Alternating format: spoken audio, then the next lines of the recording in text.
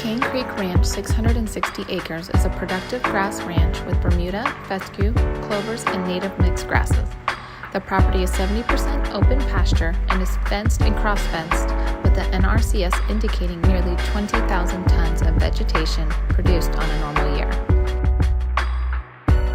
Carrying capacity is estimated from 177 to 200 mama cows depending on management and weather.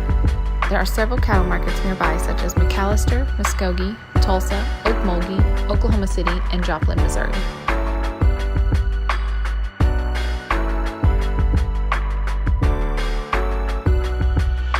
There are 3 county road access points for all season equipment moving. The ranch features 7 ponds and 2 full-time creeks.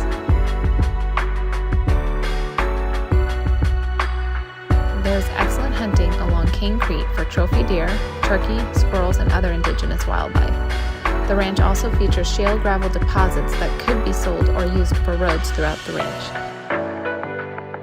The 2-story house built around 1930 is a 3-bedroom, 2-bath house. This structure is built of concrete walls and ceilings appear to be very solid. It would make an ideal guest cabin, hunting lodge, or storage. Come view the Cane Creek Ranch 660 today.